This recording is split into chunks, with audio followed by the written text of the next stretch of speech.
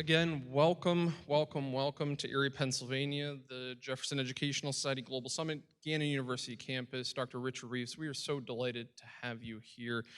Thank you. As Dr. Ewing mentioned, the author of Boys and Men, Why the Modern Male is Struggling, why it matters, and what we can do about it. With a friendly note here, there's a book sale and signing following the event. So I wanted folks to know that often and early because that's what we're going to be talking about. That's what brings us here. This isn't your first book, so you've had practice of going around and telling friends, telling colleagues, I'm thinking about writing a book.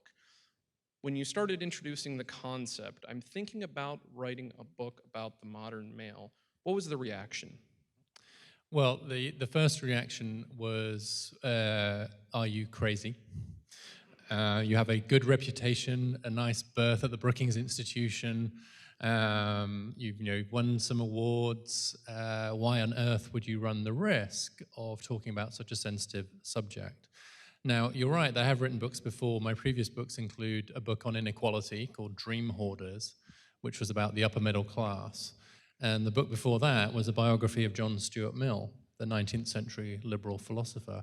And my wife was once asked to describe my career as a writer, and she said, it seems to be an unending search for ever smaller audiences. And a largely successful one at that. But this book slightly bucks that trend. And in the end, I sort of felt like it was a book that I had to write because I came through my work on inequality, including issues around racial equality, income inequality, educational inequality. I just kept stumbling across a lot of data points, some of which you've just heard from the provost, about what's happening to boys and men in education, in mental health, and in other areas. And then I realized that there wasn't a very good conversation going on about that. It felt as almost as if people were afraid to acknowledge those problems for fear of exactly the zero-sum thinking that this whole discussion about gender has fallen into. And so the more people warned me against it, the more I felt I had to do it. What were the warnings like when people said, don't do this? Aside from don't risk your professional reputation, don't pursue this, what were they saying to you and why push forward? They were saying that in the current polarized political climate, there are some issues which is just not possible to write about in a non-partisan way. Whether you like it or not, you'll get pushed into one partisan corner. You just can't escape that trap, right? The dynamics of polarization as such. So, very well-meaning colleagues from Brookings said, look, it doesn't matter how you write this, the left are going to come after you, or worse, ignore you. And the conservatives are going to embrace you as a sort of convert to the cause, and that dynamic will then play off itself. And so that was something I had to think quite hard about going into it, but it was really it's just too risky. It's a real minefield. This whole area is such a minefield, and people have very strong personal reactions to this, and I understand why they do, and they should, frankly. But it just means that you're not just in a dispassionate area. You're not talking about a regression chart on the trade-off between bus lanes and light rail, although I have noticed people getting quite upset about that. It's actually comes quite deep. This is about who we are as human beings, and the kind of sense of, are you kidding me, to even talk about boys and men when there are so many issues still facing women and girls is just seen as unnecessarily dangerous. And I think that's one of the things that makes the book so powerful is, one, you did it, and two, it's so well written and argued and calls attention to something that we've not been paying attention to. But back to the zero sum of how this isn't one or the other. Let's start there because I think that's a really important part to start as we start this conversation. Yeah, and I do have to get that in the room straight away, because most of the people who are talking most loudly right now about the issues facing boys and men do very often have quite a reactionary agenda. They do think that the reason boys and men are struggling is because women and girls are flourishing. They do think it's zero-sum, and they think that the rise of women has caused directly the fall in men. And so what that means is that it's very important to get in the room the many issues that we still have to confront as far as women are concerned. So, for example, in political representation, this may have come up in some of your earlier conversations. Great lineup, by the way. I feel honored to be in this. When I looked at the list of people, I was like, wow. You're very lucky to have such a group of people coming to speak. But it's important to recognize that political representation, for example, still only 25% of members of Congress are women. Of course, the US has yet to elect a female president. And my wife, who's currently trying to raise money for her business, will remind me that only 3% of venture capital money goes to female founders. She reminds me of that on a daily basis. That's why I travel so much. But it's like 3%, and it's true. So the idea that there isn't a huge amount still to do, and then we could talk about the gender pay gap, occupational segregation, there's a huge amount still to do for women and girls. But if we are forced to choose between caring about some of the problems of women and girls or caring about the problems of boys and men, we're in real trouble. It's like saying to the parent of a son and a daughter, you're only allowed to care about one of them. And the failure of mainstream institutions to acknowledge and address the problems of boys and men has created a very dangerous vacuum in our culture, and I think even in our politics. And I think that one of the things that's interesting is when we think of those examples of, if we look at Congress, if we look at the White House, if we look at Fortune 500 companies, those are apex positions, and there's still a lot of work to do there, but it's not the case elsewhere. Right. Yeah, so there's a distinction between, if you like, elite inequality and everyday inequality. And a lot of the issues that still remain in terms of representation are at the top of society. And I've mentioned quite a few already. But it's also true that, I'll put a few data points, and Provost has already mentioned the reversal of the gender gap in higher education. So we have slightly wider than Title IX levels of gender inequality in higher education, but just the other way around now. But it's also true that the suicide rate among men of all ages is 4 times higher than it is among women, and has risen by 35% over the last couple of decades. And it's also true that most American men earn less today than most American men did in 1979. That's not true for men at the top of the distribution. Men at the top of the distribution have done pretty well, and so have women. But working class men and black boys and men have not had the same increases in their position. And so the failure to recognize that the world we live in is not the same as the world other people live in has, I think, blinded many people to the very real problems that many men are facing. And just to give you another example, the opioid crisis and deaths of despair skew very male. Twice as many men losing their lives to those as women. And of course, it's a tragedy for everybody. But because the opioid crisis didn't generally sweep through the upper middle class, the professional classes, that huge gender gap in the deaths from opioids were not necessarily visible to people like the people I hang out with in Washington, D.C. So there's so much to unpack there that I want to come back to, but I want to come back first to one of the most alarming things, and I think that it really was cemented for me on your Substack. You're running a Substack for this project as well, and the headline was to the effect of, by far the biggest risk factor for suicide is being male. Yes. That's so hard to ignore. Yeah, so it's as I mentioned, it's a 4-fold difference in the risk factor. There are other differences that you see between other groups, rural and urban populations, for example. There are some differences by age, by race, but by far the biggest gap. And like, if you only want to know one thing about, if you can only know one thing about somebody and want to know what their risk of suicide, that one thing should be, are they male or female? It just swamps every other disparity that's out there. And unusually in the US, the suicide rate has also risen quite significantly in the last couple of decades as well. So last year, 50,000 Americans lost their lives to suicide. 40,000 of them were men. And that's almost as many as we lose to traffic accidents. We lost about 43,000 people to automobile accidents last year.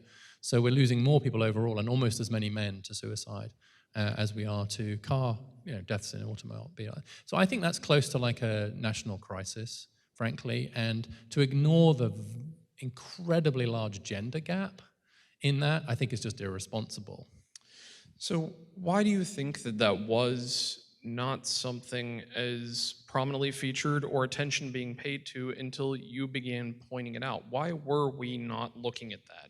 Well, I will say that some people were looking at it, and if you're in the field, you typically know.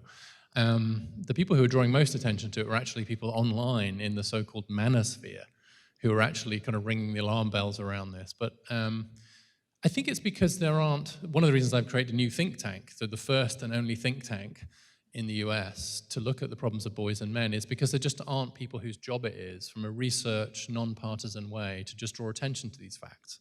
And so when those CDC numbers came out with the male suicide rates, it didn't get any coverage at all. Not a single newspaper covered those suicide rates I just referred to.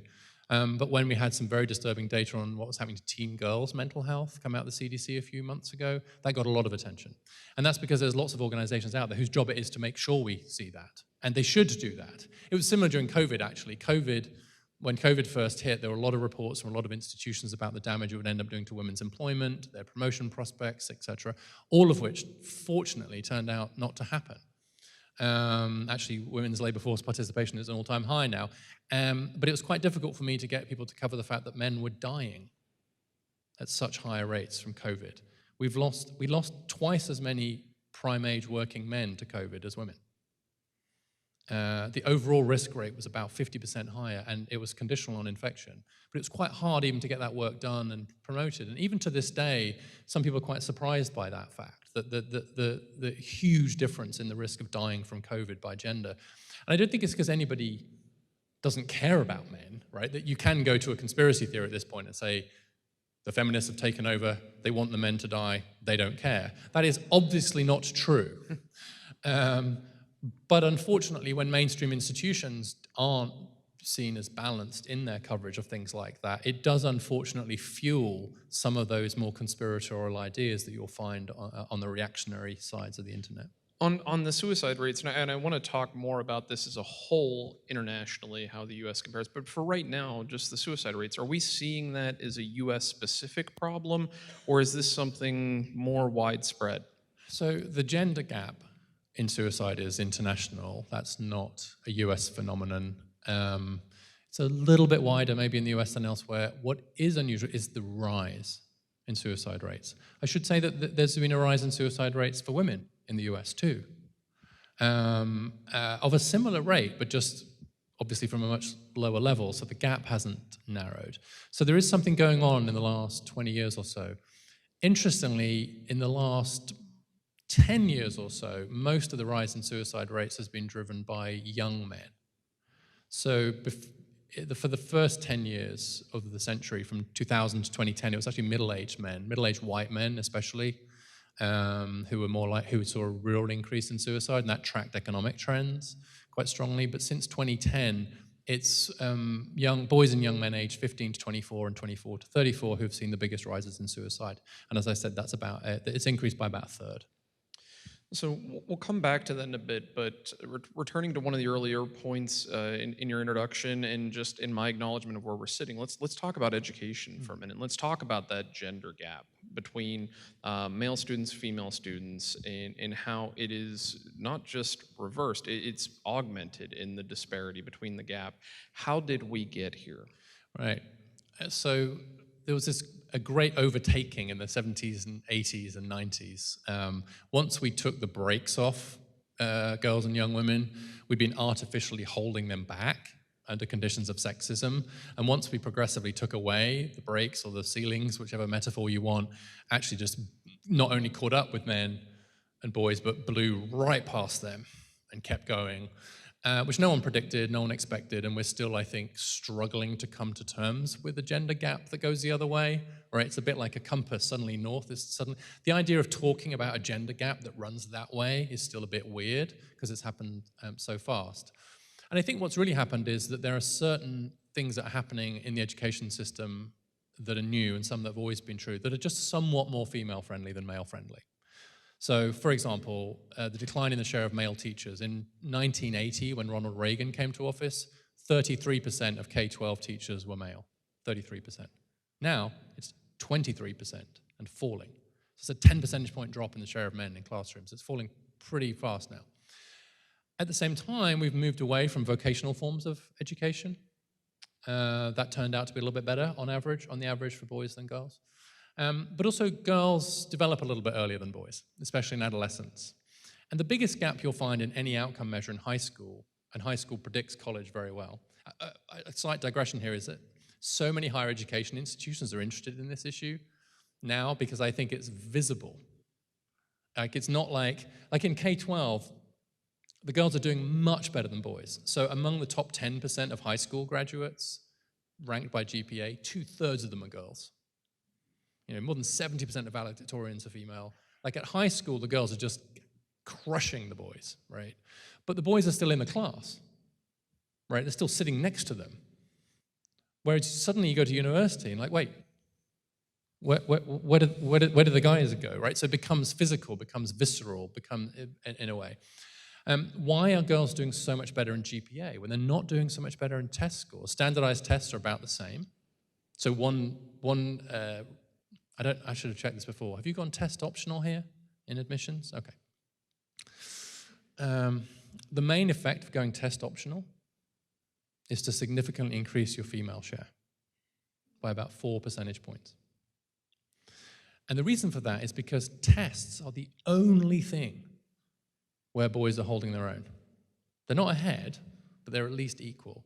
GPA, extracurricular, essays, every other measure of college admissions skews massively female. And so if you take tests out or make them test optional, then you take out the one thing. I'm not saying you shouldn't do it, by the way, because tests are not a very good predictor of college completion, right? But I'm just saying that one consequence, it's really the only consequence of going test optional, is to massively increase the share of women. And the reason for that is because of GPA and all of that. But the reason for that, I think, is just because of the lack of male teachers on Voced. It's that a 16-year-old girl or young woman is more advanced, particularly in terms of her organizational skills, her non-cognitive skills, than a 16-year-old young man is. And I don't think that's breaking news to anybody that's been around 16-year-old girls or boys, or been a 16-year-old girl or boy, but it's not reflected in our education system. And so it's not that girls are smarter than boys, they're not, or vice versa. But girls get their act together earlier, they have more future orientation earlier, they're more organized earlier, and so that gives them a massive advantage in an education system that rewards those skills. So when colleges look around and it's noticeable, do you see now universities recruiting to target boys, to target men? Are there recruiting efforts to offset the gap, or is this something that still isn't being explored enough? Well, I'd say the only place where it's really explicit to recruit men is in HBCUs. Because the gap between black women and black men is much wider than all other racial groups. Already, there are twice as many black women getting a college degree as black men. And the HBCUs are really struggling. They're way gender skewed already. So they are actually overtly trying to say, how do we get more black men into HBCUs? Elsewhere, it tends to be a bit more subtle, but it's quite clear that in selective colleges, there's a thumb on the scale for men in admissions. There's a stealthy affirmative action program going on, because the selective colleges especially are freaking out about becoming too female skewed, because if you become too female skewed, you see a drop in applications from both men and women. It turns out, and we talked a little bit about this to some of the students earlier, it turns out that neither men nor women are generally that attracted by a campus that's 2/3 female. Right? Now, you might think that if the men were thinking differently about it, they would be attracted to it, but they're not, fortunately. And the women aren't attracted to it either, because you don't really want to be on a campus where there's only one guy for every 2 women. And so actually it starts to affect applications, and guess what? Colleges really care about applications. And so in the selective colleges especially, there is clearly a thumb on the scale. It's clearly slightly easier to get in if you're a male, because they're desperately trying to hold it at least somewhere in the region of 50-50. However, post-affirmative action, increased scrutiny, I don't think those colleges are going to be able to do that for very much longer. So I think even the elite colleges, which is the only place now that's close to 50-50, I think even they're going to start swinging. So if I heard you correctly, I don't think there's an argument that we should necessarily bring back or require tests, but they do reveal to us at least that this is one of the areas that boys are holding their own. Do you have a sense of why compared to the other things? And if tests aren't the answers, is there something that you've seen that's starting to reveal itself that would be a good metric in terms of looking at application for boys to colleges? Yeah, that's a great question. I don't think I have a great answer, because the expectations of girls and boys in high school have already diverged very significantly around higher education. And I have to tell you, just to be a bit anecdotal for a moment, like I was walking around my kids' high school, and there was this whole wall which was about a scholarships night for women. There are lots of scholarships for women still into higher education, which I support. There was a thing about girls who code. There was a thing about girls on the run. There's basically a whole wall which was about that. And he's kind of walking along, and he said, yeah, I was looking at the data the other day, Dad, because he's my son. So, and he said, the girls from this school do twice as well as the boys on every measure. College going, GPA, IB, everything. He said and every day he walks past this wall. Now, I'm not suggesting for a moment that a white upper middle class kid in a Bethesda public school was suffering. Please don't misunderstand me. But nonetheless, you're going to get this sense that there is a dissonance there. And the thing I'm really worried about, and this is a good place to say this maybe, with the decline in the share of male teachers and there's massive gender gaps opening up in every educational institution, I'm really worried that the very idea of educational excellence and progress is becoming increasingly female. It's something that boys are increasingly seeing as something girls do. They see female teachers, they see their sisters going off to college while they don't, they see the outcome measures. Student government now is at least 2/3 female. And so they're just seeing this, they're seeing the educational space as increasingly female. And I think that's really dangerous. I think you hit a tipping point then. Just like you don't want engineering to be a male space, you don't want education to feel like a female space. You want it to feel like an equal space. You don't want it to feel like a male space either, but you want it to feel like an equal space. So, going back to the data you presented at the beginning of the Reagan administration to now where we are in terms of male teachers, how do we get more men in the classroom in front of the class? What are you seeing in terms of encouraging men to pursue that as a career? Yeah, so here's where I think there is a role for public policy, partly as a way of changing the field. I should say my middle son wants to be a teacher. He's just graduating from college now. So we talk about this a lot. One of the problems is that the education schools are even more skewed female than teaching is. I think the latest numbers I saw were that education majors, I think it's only about 18% male. And it turns out that men, 17-year-olds and 18-year-olds and 19-year-old men are much less likely, if they're male, to think, oh, I want to be a teacher. What happens is that men decide to become a teacher later on. And so one thing we could do is make it easier to move laterally into teaching and reduce the penalty from moving laterally. It may be one reason why the share of male teachers in private K-12 schools is going up a little bit. It's going down in publics, but up a bit. And I think my understanding is that that's partly because the barriers to entry are just a little bit lower. You can be a teacher. So I'll give my son again as an example. He's going to have a good history degree from University of Cardiff in the UK. He's taught in a summer school, so he's good references as a teacher, but he won't have a credential. He goes to DC. Does he teach in the public schools? No, he can't. He has to go and get a certificate. The private schools may well fall over themselves to hire him because he's a good coach as well, right? So this is an example of like a kid who he wants to. And so could we make it a little bit easier? But the second thing we should do is we should just offer financial scholarships to men to enter teaching or do an education major, just for men. Now, sometimes people react to that, say, really?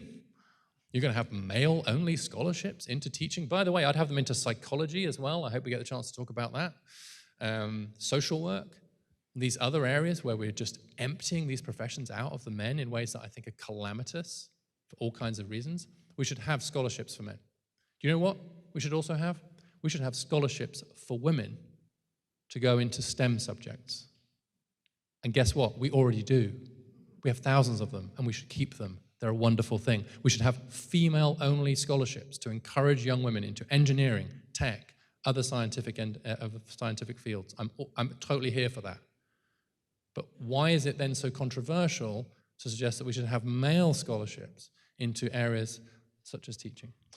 Is it the culture wars? Is it an American culture thing? Everything is the culture wars, as you know.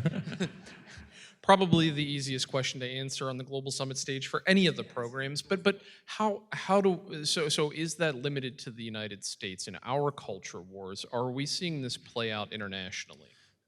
I think a lot of the issues are playing out internationally, and the downstream consequences of not addressing this issue responsibly are playing out internationally.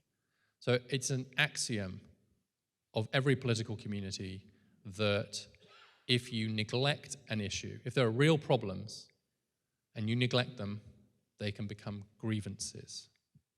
and grievances can be exploited, either online or at the ballot box or wherever. And so the way to stop a problem from becoming a grievance is not to neglect it. But we see increasingly in places where men feel as if their issues are not being addressed properly, they feel like they're falling behind, we see a big swing to populist political movements, so that's playing out ever. But I will say the US has an unusually sharp culture war. I've just come back from Scandinavia. The Norwegian government has created a commission on boys and men, and I was very pleased to be able to address them. And the gender gaps in education in Scandinavia, by the way, are the biggest in the world. The Scandinavians have massive gender gaps, including Finland, etc. One reason and I said, was this controversial? And they're like, well, not really.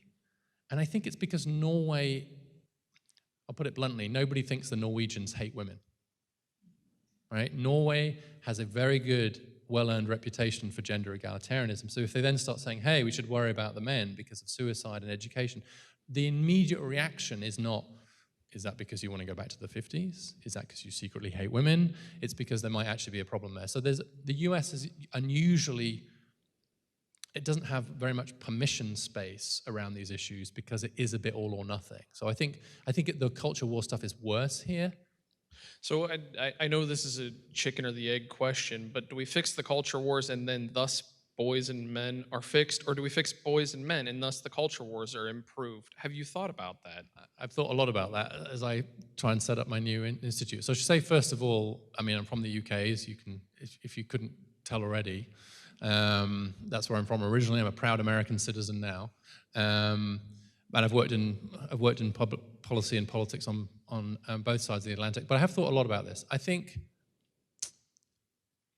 my view is that just directly addressing some of these issues through policy, through institutional change, takes a lot of the heat out of the culture war. I mean, I'm a conscientious objector in the culture war on both sides of the Atlantic. I mean, I just am. I just can't do it. I can't be dealing with it. You know, maybe someone will ask me about the Barbie movie. Fine. But I really just couldn't. I just don't care. What I care about the fact is that in Michigan, 60% of black boys graduate high school on time. What I care about is the 40,000 men we lost to suicide last year. What I care about is the decline in vocational education. What I care about is the fact that the US is the bottom of the OECD league table in apprenticeships, which would really help a lot of our young men. That's what I care about. My view is that if we get the policy stuff right, and I'm a policy wonk, so I would say this, wouldn't I? That actually will help to address this sense that many boys and men have of feeling like they're not seen and they're not heard. And I don't think it's just enough to say, okay, we see and we hear you. What we then do is do something about it. And that will simultaneously cut off the supply lines to the current people online who are saying all too plausibly sometimes they, the college administration, the Brookings think tank, the OECD, the White House, don't care about boys and men. They don't care about boys and men. When they say that, they sound plausible because we're not doing enough to show that we do care about boys and men and that we are doing something about it. That will then, I think, just take the heat out of a lot of the culture war stuff. So I know you said you're a conscientious objector, but I've got to ask, going back to what you said in the beginning, the warnings you were getting in terms of the left is going to lash back, if not ignore you, and the right will embrace you and bring you in. What was the reaction like from both sides? Well, I was quite careful to try and get the tone right, and I think this is an area where tone really does matter, and to frame the argument in a way that would maximize the permission space for the conversation, especially on the center-left. You know, and as I said, I'm non-partisan.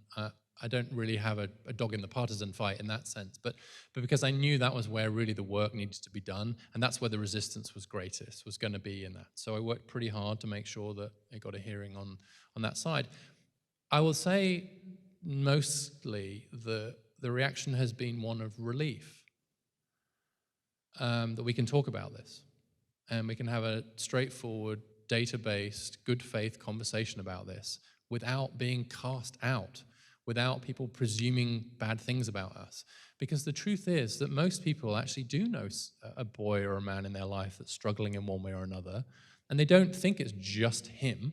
They think maybe there's stuff going on right now that we should all be addressing in a straightforward and good faith way. So mostly what I felt is, oh great, I'm allowed to talk about this and not be cancelled or cast out. Great, because look, that boring Brookings guy with a British accent is talking about it. And he has charts and everything, and he's really dull.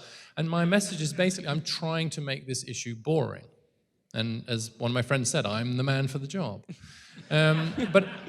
But you stay away from the froth. Stay away from the issues that only affect small percentages of the population and only upset even smaller percentages of the population. Stay in the mainstream. Stay in education, mental health, vocational training. Just stay there. Do boring, good, high-quality research. Make better policy. So I'll give you one example. One of the things I'm trying to do right now is to make sure that screening for anxiety is covered by the Affordable Care Act for adolescent boys. Currently, it's not. It is covered for adolescent girls.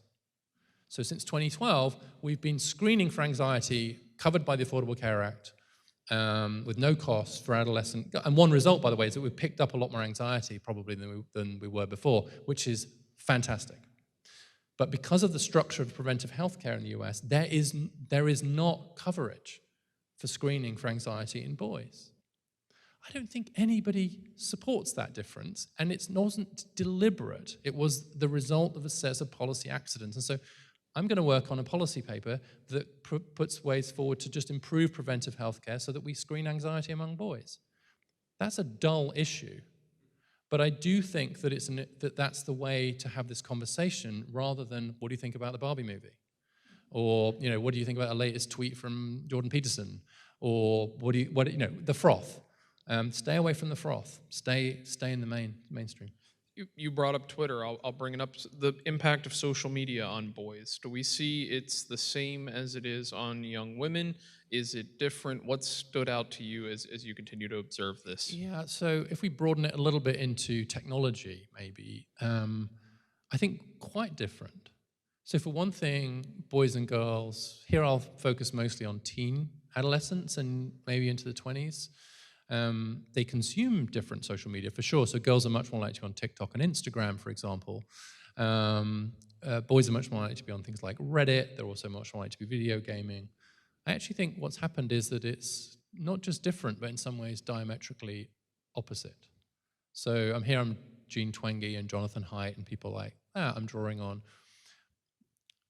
Girls and boys bully as much as each other. It's just that at the average, the form of bullying among girls is more relational, right? It's a more relational form of bullying. It's more through ostracism, the mean girls phenomenon, right? And again, these are at the average. Seems to have some truth to it.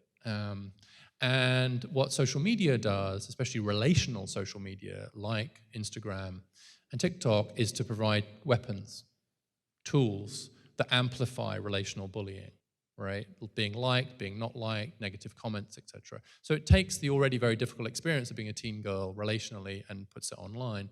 The other thing that it does really well is kind of prod at issues around self-image, body image issues, because it's very visual, right? TikTok and Instagram and so it really plays into body image issues around young women. So meanwhile, for boys, I think it actually atrophies relationships. They tend to descend maybe into video games and pornography, and in particular, and almost back out of it. So it's not for nothing that 15% of young men don't have a close friend now.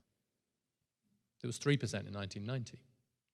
And so weirdly, I think that social media has amplified the relational aspect of kind of some of the difficulties for teen, but it's replaced relationships for a lot of young men. And so they've gone in quite different directions. And it's not that young men are going to find their tribe online. They're just disappearing and not making those close connections? Well, they might find their tribe online, but it'll be an online tribe. And there's a limit to how far just an online tribe can give you the support and sustenance that you need. It's not like it won't give you anything. When the pandemic hit, the first thing my youngest son and all his friends did was buy a Minecraft server. Right? They all chipped in and bought one. And the reason that they did Minecraft, by the way, was because actually a lot of the girls were much more comfortable on Minecraft than they would be on others. So that actually was a more inclusive way to do it. And they had a lot of fun. And they were all on there building houses and doing stuff together. So I'm not suggesting it can't be a form of community. But what I worry more about for for young men and boys is that it is a retreat from those in real life relationships. And you even see that in things like romance and courtship. And like right now, there's this whole discussion going on, you may have missed it, and if so, good for you, about the rise of the AI girlfriend, right? But interestingly, you don't see any discussion about the rise of the AI boyfriend. There is no market for that, apparently, but there's a big market for the AI girlfriend, which I think, again, speaks to these different vulnerabilities, if you like, of young men and young women. And I'll probably better stop there with that. We had Rich Lesser here last night talking about AI, and I don't know how I missed AI girlfriend in our conversation with him. He is the global chair of the Boston Consulting Group, and he is formerly the CEO. And you likened the prefrontal cortex as a CEO. Did you think, one, as a policy wonk, you'd be writing about the prefrontal cortex, and then two, tell me about the importance of the prefrontal cortex in the work you're doing? Sure. So I didn't think as a policy wonk I'd be writing about it, but as a father, I was very well acquainted by my son's development with the prefrontal and frontal cortex, which is a bit of your brain that it develops largely when you hit puberty. And that's why girls get it earlier than boys, because girls hit puberty on average a year earlier. So that triggers the development of the frontal cortex. And the frontal cortex, CEO of the brain, executive functioning, future orientation, and also the ability to defer gratification. So one way to think about adolescence is a battle between what psychologists call sensation seeking and impulse control. A good metaphor is the gas and the brake in a car. And you suddenly pile on the gas, risk-taking, everything's great, do that now. Let's stay out late and eat ice cream and then take drugs and then not go home and not study for our chemistry exam. And then the brake is like, let's go home early because we have a chemistry exam and get up and do some study.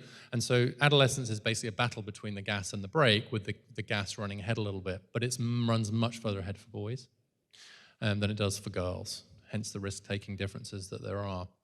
The frontal cortex is basically only fully developed in males. I'm looking around.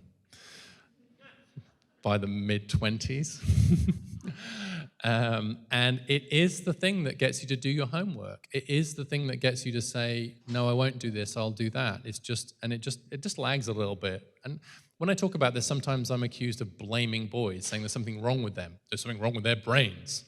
And I'm not saying that. I'm just saying that developmental psychology suggests that they just develop at slightly different times. That's all. And the main difference between male and female brains, to the extent there is one, is not in the end result, it's in the timing. It's just that young women get there a bit faster in terms of that future orientation of men, because the frontal cortex. A friend of mine sat her son down at the age of 12 and said, the education system assumes you have a frontal cortex. She told him what it did. Assumes you have a frontal cortex. You do not have a frontal cortex. And she showed him an MRI scan. I am going to be your substitute frontal cortex for the next 6 years. And he's like, okay. And I got to tell you, substitute frontal cortex is quite a good description of parenting a teenage boy. And if you don't believe me, just go into the classroom of any 9th or 10th grade class and ask them to open up their book bags. Right? Again, at the average, the girls' book bags are going to have reasonably well-organized folders and binders in them. Not all of them, but most of them. And the boys' book bags are like a controlled explosion. Right? It's just stuff everywhere. All right? So this stuff's a stereotype, but true. And our education system needs to acknowledge that. I take no offense at my splayed notes all over the table here, Yeah, as I'm kind of disorganized as we're moving through this. The fact that you have notes is a miracle. So when you're looking at the difference, one of the recommendations, and I don't want to give it all away because again, it's a terrific book. It's an important book, and it's a book on sale and going to be signed by the author who's sitting here on stage following. And I still event. have 2 sons in college. Just saying. It's worth your time. So I don't want to give everything away, but I really am fascinated by this idea of redshirting boys. You just hold them back a year. So one, I think it's a great idea. Two, how do we get that to actually happen? But unpack that a little bit, and for those of us that might not be as sports inclined, of the idea of redshirting them, and then what it would do, and then how we might actually accomplish that. So redshirting is a term that comes from athletics. So as you probably know the term, where you hold someone back a year so that they can develop, get bigger, etc., and they don't compete for that year, hence the red shirt, and then they go on the field or the court or whatever. Actually, now academic redshirting, which is to start someone a year later so that they just have an extra year to develop intellectual skills or maturity, is more common than athletic redshirting. And as I was pondering this gap that I see in GPA and development, and I look at what's happening in middle and high school especially, where you just see these huge gender gaps opening up, that does seem related to this developmental gap. It just occurred to me, and we had a personal experience of this with our middle son too, where my wife thought he should start a year later, I thought he should start on time. We compromised and started him halfway through the year, which was the worst of all worlds. I was wrong, and I'm an idiot. But I'm sharing that partly because it's possible that I'm overweighting the idea because of my own personal experience. But it just occurred to me, like, why don't we just start the boys in school a year later? Right? Not just so much that they're older at 5 or 6, but so that they're older at 15, 16, which is when the rubber really hits the road in the education system. And then I asked around, and it turns out that actually this is quite common practice in certain elite circles. Some private K-12 schools actually have 2 pre-K classes, and the second year is mostly male. I interviewed a bunch of people for an Atlantic essay I wrote about this, and they just said, everyone knows there are 2 different start dates, one for boys, one for girls. I'm like, wait, what? Everyone knows that? And it turned out that everyone did know that at private schools, and one very well-known private school in Washington, D.C. that shared their data with me on condition of me not saying the name of the school, but you would have heard of it if you know Washington, D.C. private schools.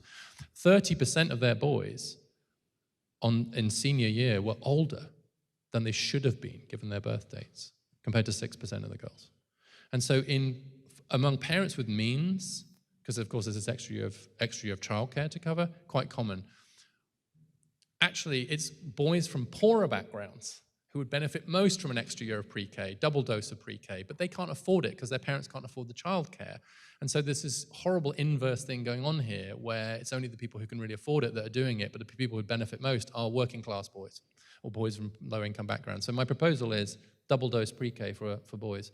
And I have funding for any school district that wants to pilot it, but I have yet to find a school district that's willing to pilot it. So watch this space. If you happen to know anybody that wants to pilot it, put them in touch. So if we know, we'll tell him, but why? Why aren't they interested? Why is no one taking you up on the offer yet? Well, in some cases, we're still in the foothills of recognizing that this is a big enough problem to merit this kind of solution. You've got to know the data. You've got to look at the data by school district, and you've got to go, whoa, wow, okay, we have a serious gender gap here in the other direction to the way we use it. And then you have to go, and that's a problem. And then you have to go, and it's a big enough problem that we're going to invest resources in addressing it. And we're just not there yet. Some school districts are kind of halfway there, but I have yet to find a school district that has got to the point where they're sufficiently convinced there's a big enough problem they should address. I think they're wrong, and I think the longer we wait, the harder it will be to arrest this problem. And so part of my mission, the reason I've written the book and I've created this think tank, is because I really think we've got to get on with this now, because the trends aren't getting any better. And so if we want to arrest some of the problems we see for boys and men, we need to act now. So great audience questions coming up, and folks, if you have them, we have plenty of time to talk. These are early, so these are the overachievers. We'll still take yours. Our team will be around to collect those. If you didn't get an index card or a golf pencil on the way in, just raise your hand. Can you tell if they're from women or men? What's that? Can you tell if they're from women or men? It'll be all for the women who got ahead. And Yeah, if you want to mark it, we'll read it. If you want to share that with us, your perspective. If you don't, that's fine as well. I can't judge by penmanship. This is okay. I can read these. And one of them immediately looks at one of the things that we hear often or discuss often in terms of the many, many, many divides in our country that we're exploring in such a divisive time. It's the urban-rural divide. And so do we see that this is similar, or do we see it's more pronounced in rural or urban America? That's a great question. So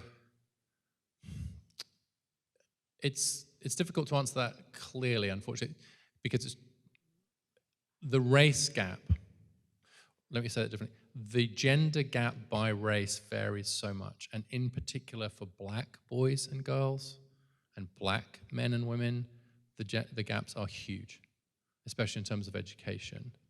I mentioned the Michigan on-time high school graduation rate for black boys at 60%, for black girls it's 75%.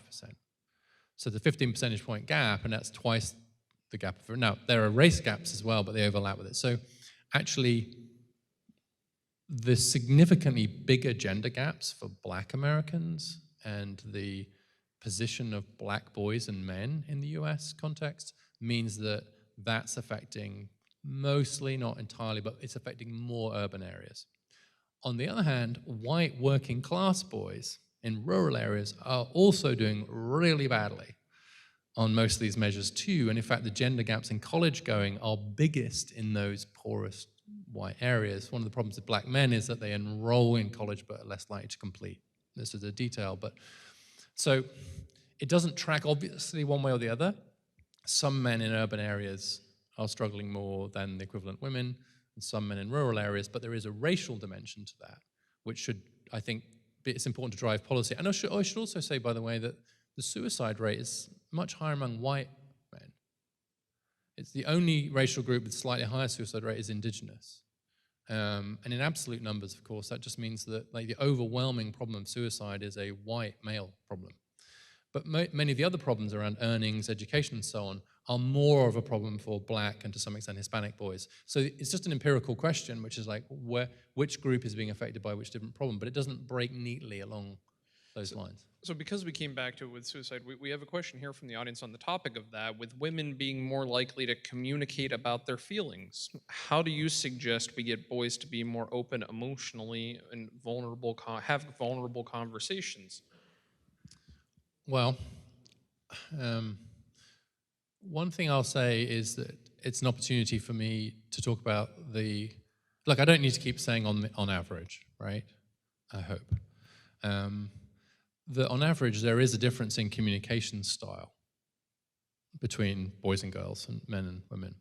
And the best way to think about that is that men and boys communicate more easily shoulder to shoulder, and women communicate a bit more easily face to face.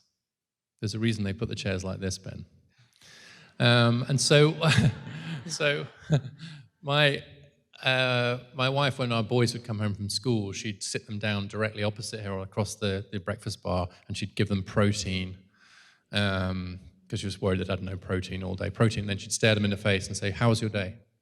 How's your day?" And they go, "Oh, it's fine. Did you learn anything?" Fine. And then later on, one of us would be driving them to soccer or sitting video gaming with them or watching something, and they'd say, "Oh, this weird thing happened today." "Oh, what was that?" "Yeah, this girl said this thing," right? Shoulder to shoulder.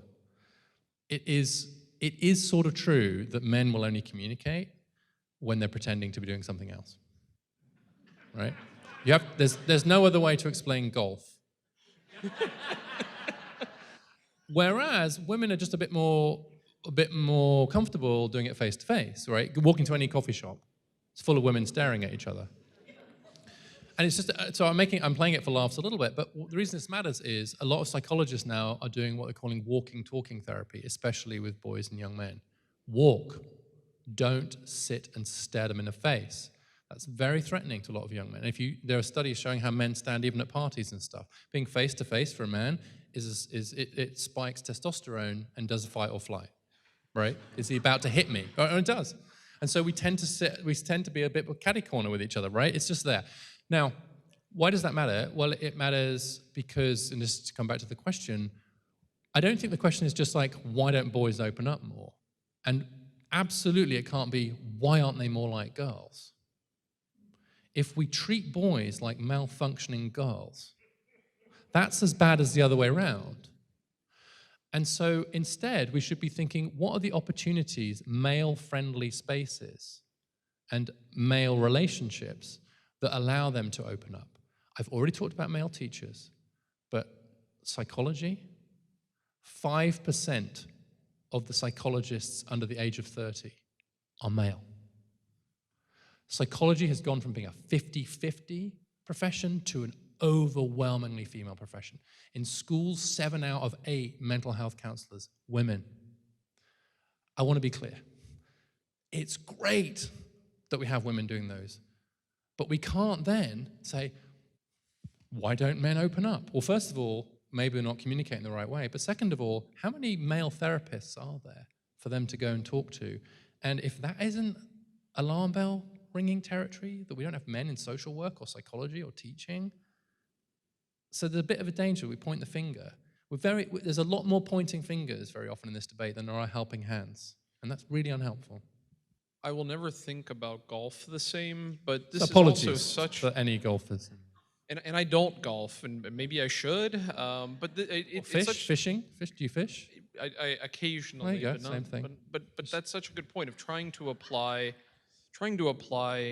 the answer or finding successes for women and then applying it to men, or looking, like you said, at men as broken versions of a female and applying that solution. I think a lot of the questions we wonder about here as the audience is the definition of masculinity, what it means to be man. And this person's asking, how is the struggling male going to impact our need for, and they have this in all caps and in quotes, action guys. Green Berets, SEALs, cops, lumberjacks, etc. The idea of action guys and the idea of the struggling male, how is that going to impact a need for? Do we have a need for it? How do these things exist? What are we looking at here? Was that from the gentleman at the back? The back row, by any chance? No? Okay. It was just a guess, a wild guess. So can I ask you just to reframe the question a little bit? I mean, I've got stuff to say here, but I'm not sure I'm getting...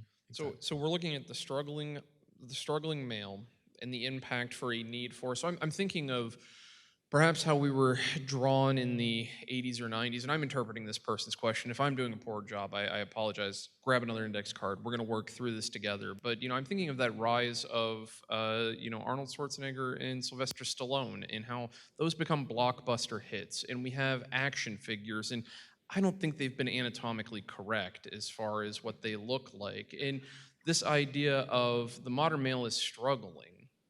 And our need for, or our idea and image of tough guys, action guys, as they say. Well, actually, I will say that I think Arnold Schwarzenegger has become a really important and positive figure around this issue in recent years. And I think part of that is because he has kind of built in this kind of presumption of, like, if he wants to play that macho man card, he can.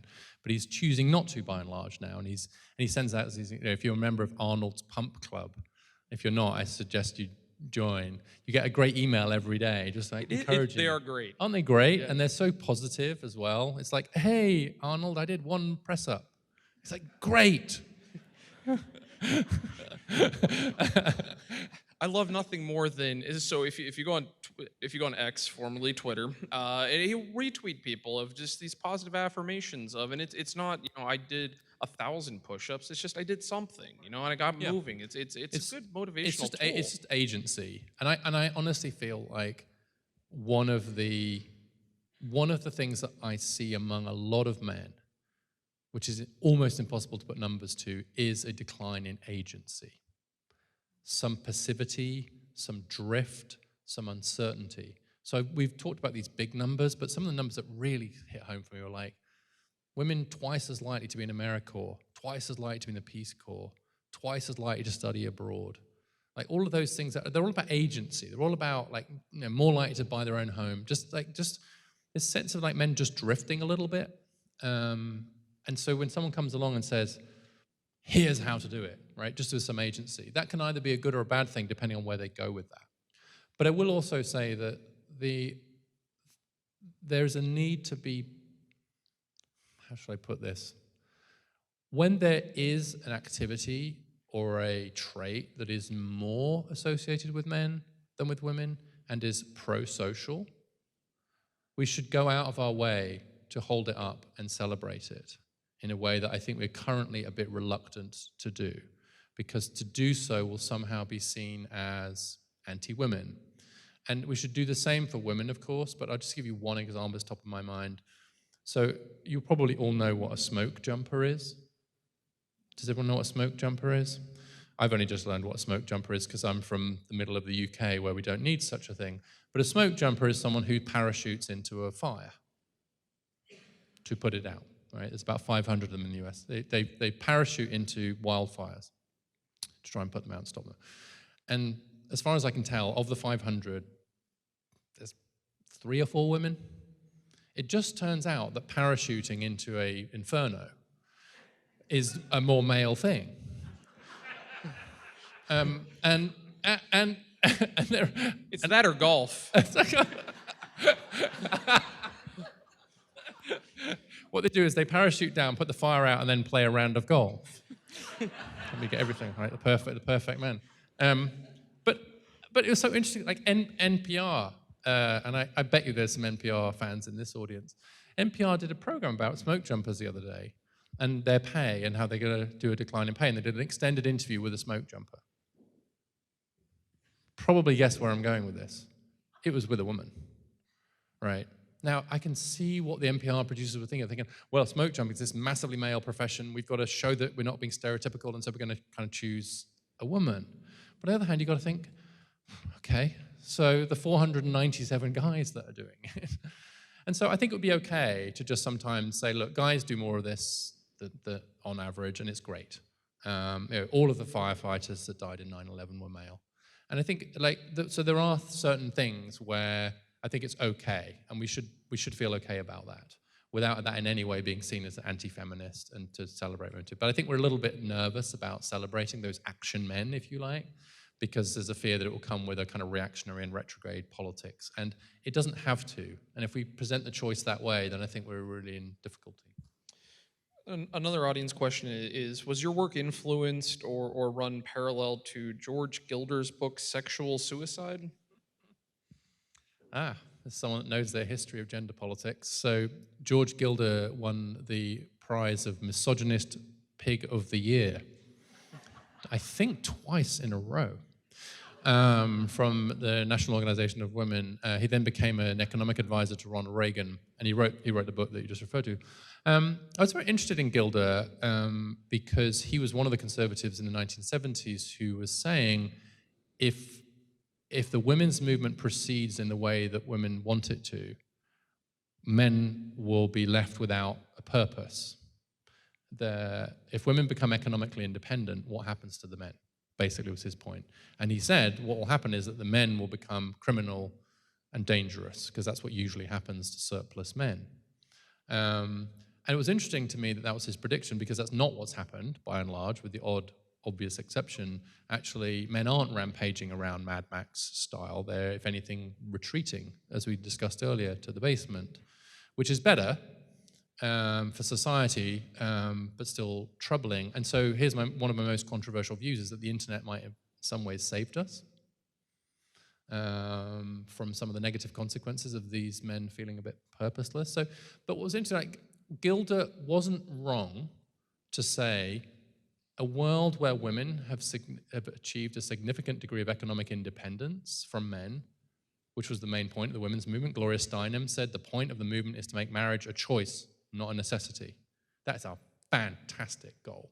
And we are not quite there yet, but wow, we've made a lot of progress. That is a different world. But Gilder wasn't wrong to at least ask the question, what happens to the guys? He had a very reactionary and retrograde answer, which was keep the women in the kitchen. I obviously don't think that was the right analysis, but he wasn't wrong to ask. And too many people on the progressive left think that it's not even a question that we should be addressing. So Gilder was right about the question, he was wrong about the answer. And you have data points in the book that show the impact across the workforce. One of the ones that jumped out to me was how much in 2021 men earn compared to men in 1979. I mean, that to me was alarming. 800 to some 1,000, Yeah, that's the difference? Basically flat, yeah. Male earnings, especially for working class men, haven't risen. And for poorer men, they've declined. And so the absolute drop in earnings is a non-trivial fact economically, I think. So there's the relative position of women and men, but there's also just the cratering and the absolute economic position of a lot of men, especially in working class communities again. And so I just think I think it's naive and a bit self-indulgent of us to just not think that's an issue. Right, and that men can suffer both absolute and relative loss of status so quickly, and then just tell them to get over it. I mean, that's kind of the camp I used to be in. I really think we need to show a lot more compassion to that world, even as we help men to move into and adjust to this new world. We want a world where we have pro-social masculinity, to come back to the earlier question, but one that's compatible with gender equality, right? We absolutely cannot give up the fight for gender equality in all its forms, but I don't think we're going to get equality if we insist the only way to get there is androgyny, or if we insist that we somehow have to expunge masculinity. And that's the feeling that some men have, rightly or wrongly, about the current debate. And it came up earlier, and we recognize the clear emphasis on STEM in workforce, but you are arguing more men in the HEAL workforce. Explain to us what the HEAL workforce So is. HEAL's an occupational category that I came up with my colleague Isabel Sawhill: health, education, administration, and literacy. So it's the opposite of STEM. Right? And STEM's become quite famous, but it wasn't always so famous, actually. The backstory to this is that a woman called Judith Ramaley joined the National Science Foundation, and she was given the task of promoting SMET. And she said, "What the hell is SMET?" And it was like fourth on her job description to promote SMET. She's like, "What is this?" And they said, "Well, it's science." They couldn't remember. Science, math, engineering, I don't know, something you're supposed to do. And she's like, "Well, I'm not doing that." She said, "Can I call it STEM?" So she spent a bit thinking. She called it STEM. They said, "Fine, whatever." And a year later, there was a congressional caucus on STEM, and now we all know what STEM is, but it was because of Judith Ramaley changing it from SMET to STEM. And STEM's been very important from a national security point of view, of course, but increasingly in recent years, there's been a real push for gender equality. So Melinda Gates has invested $1 billion of her philanthropic money in women in the US, and especially into women into STEM. And that's because those are very important positions. They're typically a bit better paid, but they're really affecting how we think about science, how we design cities, and making sure that they are designed in a more gender equal way. And that we think about tech, for example, being so male dominated is a big problem. And so that's the correct emphasis. But the others, HEAL, nursing, psychology, social work, teaching, jobs that require more social skills perhaps than physical and abstract skills, those jobs have become more gender segregated. So we've tripled the share of women in STEM. Meanwhile, we've cut the share of men in HEAL. So we're gender desegregating part of the labor market. And of course, law and medicine now are 50-50. But other bits of the labor market, the HEAL professions, are becoming increasingly female over time. And there's no real effort that I can detect to even arrest the decline, let alone reverse it. But I honestly think that's hugely important. I'll give you one example. It's not exactly STEM, but my calculations suggest that as a share of the profession, there are at least twice as many women flying US fighter jets as there are men teaching kindergarten. Now, to be clear, I am all about women flying fighter jets. And the US Air Force has redesigned planes. They've redesigned the cockpits, the ejector seats, because they were just designed for men, right? They weren't the right size for women. The seats didn't fit women's hips, literally. And so they're redesigning the ejector seats of fighter planes so that women can sit in them. Amazing. Where are the equivalent efforts to make sure that there are male teachers in our classrooms so that our boys see men in those roles, and the boys have a male role model, which they may not have in the home, but they at least have in the classroom. And there are no equivalent efforts. So all I'm asking for is equivalence. So back to audience questions for a second. And in this person, it doesn't come with citation, but they're saying, is it about testosterone? Heard a scientist make a case regarding it. And that's no citation. I'm not sure. I haven't heard that. Have you heard that? It's testosterone. You say herdy scientist? Heard a scientist make Oh, a heard a case regarding scientist. Yes, it could well have been Carol Hooven, her book about testosterone. So, does testosterone matter in terms of its influence on behavior? Yes. Is testosterone much higher among men than women, and boys than girls? Yes. Does it excuse any bad behavior? No. Is it the main determinant of male behavior? No. Is it particularly low right now? Not really. The whole low T thing is a bit of a scam in my view. But anybody that's been a teenage boy or who's watched teenage boys go through the period where their body gets flooded with testosterone knows that it matters and that has all kinds of effects on you. The question then is, like, what do we do with those effects? So more potential for physical aggression. I'm emphasizing the word potential. Clearly an impact on things like sex drive, clearly there, and an impact on things like risk-taking.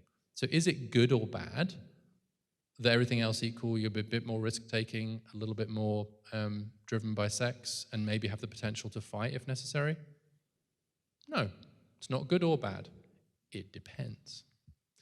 And so the fact that nature matters doesn't make culture or nurture matter less. It makes it matter more. Because like right now, if you and I, we spike our testosterone and start punching each other in the face, it's not going to be good for either of us. It's not going to give either of us higher status or be like, so our society is currently not rewarding you or I for physical aggression. And the danger with talking about hormones is it becomes a bit determinist. I'm much more interested in the fact that the crime rate is a third in Singapore what it is in Malaysia. And Singaporean men don't have different levels of testosterone to Malaysian men, right? So let's not kid ourselves that testosterone is determining it. It's much more about culture. But we shouldn't make the opposite mistake of somehow assuming that we're disembodied creatures. And by the way, the most compelling evidence on this I've seen is from trans men who've gone through testosterone therapy and their accounts of what that's like and how it felt, like to experience that. No, it's a very fast kind of process, but nonetheless, it's like, oh my God, this is how it feels, like internally with testosterone. I think is really conclusive evidence that hormones do matter, but they don't determine. So, in a similar vein, the culture of play and recess. This person's wondering about that. The de-emphasizing of just free time while at school, or time to just play, or time to burn off energy. What do we do? Should we bring back recess? Yes. Certainly, we should bring it back to the levels it was 20 years ago. We should also not over-regulate the kinds of behaviors that we see on playgrounds. I think like some of this is just stereotypical or just a few weird progressive schools, but like banning tag and things like that. It's not very many schools, but recess, move around more. Just like, and by the way, that's good for girls as well. It's just disproportionately good for boys. There are plenty of girls who would benefit from moving around a little bit more and having more time for play. It's just that everything else equal, it will benefit the boys even more. Actually, starting school a little bit later would help both boys and girls, but it looks like it would help boys even more. That might be because the boys are struggling to go to bed at a decent time, a bit more than the girls, but there's good evidence that a later school start time would be better for boys. We're embodied creatures, right? So feed them better, let them run around more, don't make them go to school at 7 a.m. So I think thinking about what you were just mentioning a bit ago, in the having role models, how do we deal with the lack of male leadership for certain men and boys? How much are men affected by not having a positive role model? And that's being asked by a male student. Right. Quite significantly, it turns out that one of the things I believe almost more strongly than two of my deepest convictions are that we have a universal human need to be needed, and that therefore being unneeded is almost literally fatal. And my second core conviction is that we typically believe our eyes more than our ears. So we think we're persuading through words and pedagogy and telling our kids what to do, but we're not. We're really showing. And it turns out that show, not tell, is much more powerful, especially for kids and young people. So what that means is that rather than having a curriculum for positive masculinity, we need more guys in our schools and coaching. I mean, one of the big losses, by the way, of having fewer male teachers is a dramatic drop in the share of male coaches on our playing fields after school as well, especially in poorer areas. So coaches, church leaders, scout leaders, brothers, cousins, neighbors. One of the most compelling findings in recent social science research by Raj Chetty from Opportunity Insights found that in neighborhoods where there were, the study was of black neighborhoods where there were more fathers around, the boys did much better, even if their own father was not around. The mere fact of there being dads around, it had to be dads, not just men, dads, having fathers around a community helped all the boys in that community. They call it father presence in the literature now.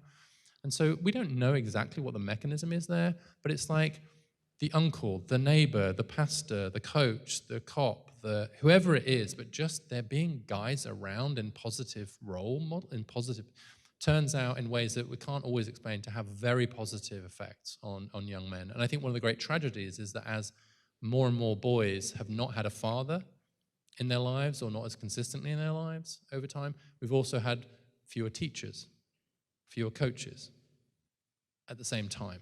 And so that's a really bad policy design. I'm not saying it was deliberate, but it's like, here's a bunch of boys who aren't getting much role modeling from dad, so let's make sure that there are no male teachers either, right? This is really, you'd want it to have gone the other way if you were designing policy. How would you differentiate between toxic masculinity and a more positive view of masculinity? Well, I would refuse the premise of the question.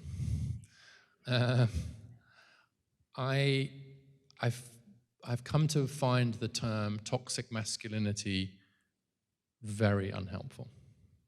In fact, toxic. I think it's pretty close to a slur at this point. The evidence is overwhelming that it drives men and boys away from the conversation rather than calling them in. And so I just found it a very, very unhelpful way to think about it. I think that the term, I'm very happy to discuss this with anybody, I don't think the term does any positive good at all. And one of the reasons, by the way, is because when people say, oh, they define some behaviors that are toxic, it's like, sure, of course those are toxic behaviors and we should call them out as such. But then you say, okay, so can you now define non-toxic masculinity? Right, they'll say, I don't know, just crying more, being more vulnerable, being more compassionate, caring, going to the doctor more, going out for your friends with coffee more. You're like, you mean being a woman, right? And again, these are all stereotypes, but the trouble is that, and actually the American Psychological Association is a good case study. They got into terrible trouble with this because they talked about toxic and traditional masculinity as being about competitiveness and stoicism, and they got attacked from the conservative right who said, really? You're saying that's a bad thing? And they said, no, we're saying there's lots of good things about masculinity. You know, leadership, courage. And then all the women's groups attacked the American Psychological Association for saying, oh, you're saying that only men can be leaders and courageous. And no, we're not saying that. Women are equally likely to be those things. So what are you saying? And in the end, it's an empty set. Non-toxic masculinity turns out to be an empty set. If that's true, the only kind of masculinity that's left to you is toxic.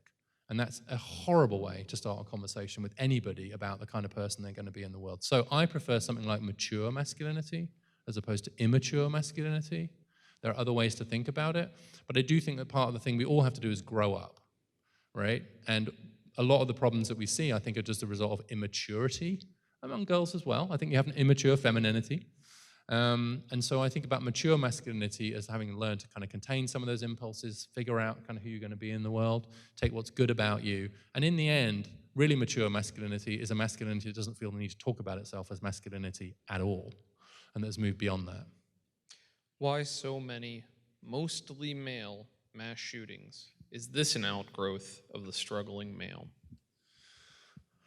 So there's a very good recent piece from scholars of mass shootings who point out that the psychological characteristics of mass shooters are basically indistinguishable from those who suffer from deaths of despair, either suicide or some kind of drug overdose or death from alcohol. It's an extreme and externalization of that, but the underlying psychological problems are similar. So that would point me towards a yes answer. But I actually think, look, given that men account for 95% of violent crimes, this is a very extreme form of violent crime. And it's obviously undertaken by very, very disturbed individuals towards one end of the spectrum. But I don't think it should be a surprise. And the thing that's missing from this debate quite often is the presence of guns. I just think the availability of guns means that if you take everything else and you take, look, here's the distribution, men account for most violent crime, they therefore account for the for the rare but tragic examples of these mass killings, and there's availability of guns, then you have this peculiarly US situation of these kind of horrible mass shootings. But I don't think on its face we should be surprised that 95% of mass shooters are male when 95% of shooters are male, including of themselves.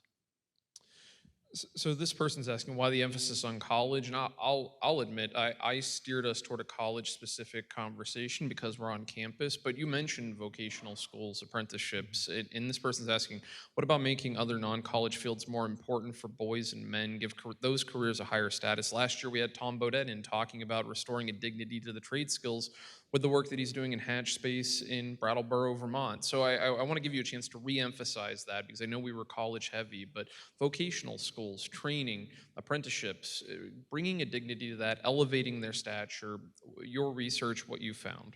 So yes, yes, yes, and yes. I talk about not only apprenticeships and high quality vocational post-secondary training, but also technical high schools. I want to double the number of technical high schools in the US. And just yesterday, a new study came out of something called P-Tech, which is a vocationally oriented high school program in partnership with New York colleges and employers.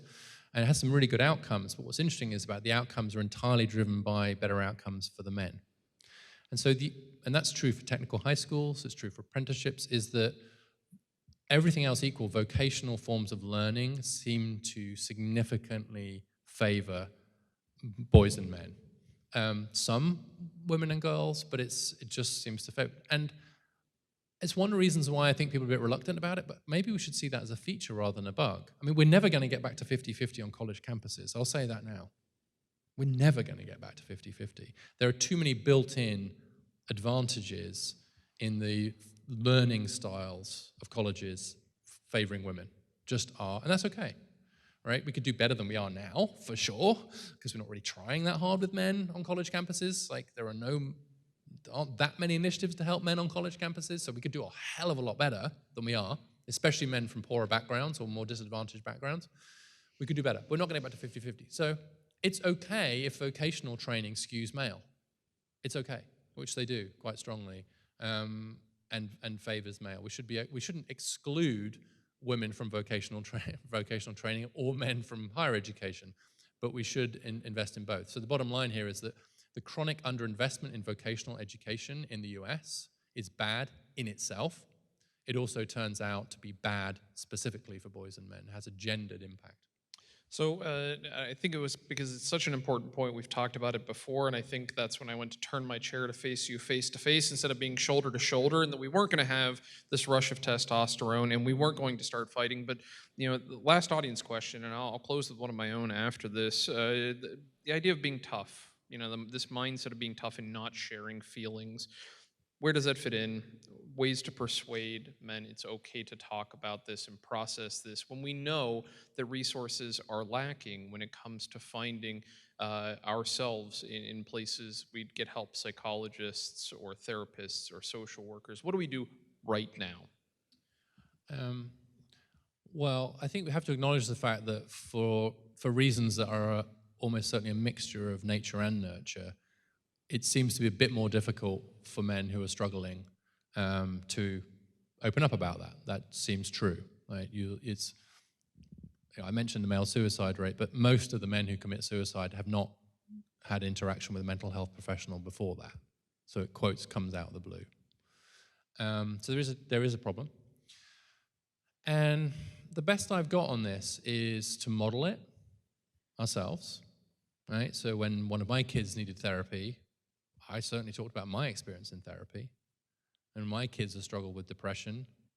I've talked about my struggles with depression. So partly it's just about being open about it ourselves, right, as men. But secondly, it's about making sure that there are men around those boys and men, because they might find it easier to open up again, shoulder to shoulder. You said you're not a golfer. You do a bit of fishing. Do you watch baseball? I do. That's where men do their therapy. It's a great 3 hours. Great. What else are you going to do? And I'm only sort of joking, but so there's this wonderful mental health campaign in the UK where it was Ask Him Twice. And it was a series of men kind of asking, how you doing? And then the guy goes, fine. It's like, no, how are you really doing? Right? And it was just a reminder that sometimes you just have to work a little bit harder to get boys and men to open up. And maybe that's frustrating, and maybe it shouldn't be that way, and maybe it's the patriarchy. I don't know. But it's true. And if it is true, then we just need to work a little bit harder And to I think open them up. that's such a low volume lift, right? To just ask a second time. We're not asking a lot. So final question is you've been promoting the book for a year. Despite the warnings, the cautions, don't do this, you did it. It's a terrific book, again, on sale and being signed right after this event. I think it's a great read. I think it's an important read, and I really thank you for the discussion tonight. But you've been talking about the book for a year now. And you've been doing events like this. You've been on with Bill Maher. You've been in front of bigger audiences. What question are you most tired of having to answer? Then the other question is, what question should we? And these were great questions, folks, much better than mine. What questions aren't we asking enough around the conversation of boys and men, why the modern male is struggling, why it matters, and what to do about it? But before I ask you that question, before you answer it, thank you all, folks, for coming out. I'm going to ask you to hold your applause at the end so we can get over to that book signing quickly. But thank you so much. It's a holiday night, and you're here with us, and we really appreciate that dedication to learning and being present here. We have more programs coming up, including 2 more this week that I told you about, and we have 4 more coming up the following week, jeserie.org, gannon.edu. You can find out that information. And again, a big thanks to our sponsor tonight, Gannon University, and a wonderful partner, 11 of the 14 events on their campus. Thank you for our folks who are used to coming to our campus, visiting here, and being present. All terrific questions from the audience. I really appreciate that. But Mr. Richard Reeves, Dr. Richard Reeves, what are you tired of having to answer that we just haven't gotten through and fully understood? And what do you think we should ask more of, or what aren't we asking enough of when it comes to boys and men? You've given me plenty of time to come up with a really good answer and some forewarning, but I guess I would say that in terms of tired of answering, it's probably some version of the what about XYZ issue that's still true for women and girls. And I'm reluctant almost to say that I'm tired to answer it, because I actually think it's incredibly important to ask and answer those questions, as we have again tonight. But I do understand the frustration of some people, which is like, really? Do we have to kind of clear the ground and reassure everybody every time? Can't we just get straight on with it and talk about the problems of boys and men? Why are you having to be so apologetic the whole time? Why are you having to excuse yourself all the time? So I still want to keep doing it. I don't want to be misunderstood, but I will say that to some extent it feels like almost like it's the price of admission to the conversation that I think we have to be having. And I'm very willing to pay the price, but I almost wish I could just have a 5-minute canned version of that. It's like, but it's so hard to have an honest conversation about this in the way we have tonight, and a good faith conversation about it. I know I'm wrong about a bunch of this stuff. I just don't know which bits yet, which is why we have to have these conversations. It's early days for a lot of this stuff. And so honestly, just having the conversation, getting some data, some shared experience, non-zero sum, I think it's huge progress to have it on campuses. The thing I would like people just to think about, and the question I want us to all ask, is the question that I asked myself a few months ago when I decided to leave the Brookings Institution as a resident fellow and set up a new think tank, the American Institute for Boys and Men, which is, if we think this is a problem, or there are problems here, and if we think that failing to address them is actually causing all kinds of problems, then I think the question I want everybody to ask is, what can I do in my role as a provost, as a president, as a community member, as a school board member, as an active citizen, if everybody in this room goes out and starts talking about this issue in a positive, non-zero-sum way, and starts asking their officials and thinking about their own organizations differently, and just asking ourselves the question of, like, are we serving our boys and men as compassionately as we should, and as compassionately as women and girls? Then that creates a ripple, that creates a change. So we have to do it in the thick of our daily lives. But that's the question I want everybody to ask themselves, really, which is like, okay, what can I do? Because I can tell you, every single one of us can be doing something, even if it is to go home tonight or tomorrow morning. And I invite you to do this. Think about the men, the boys and young men, especially in your life. I can guarantee you there is at least one of them that will benefit from you looking them in the eye and just saying, what do you need from me? Are you okay? I'm here for you. So figure out who that person is in your life who you can just do a little bit more for. Don't assume they're going to be fine. Look them in the eye, grab them by the shoulders, don't stare them in the face, do the whole thing, and let them know that they are seen. Thank you for being with us, seeing with us, guiding us. Dr. Richard Reeves, thank you all for coming out tonight. We'll see you again back here for the Global Summit. Good night.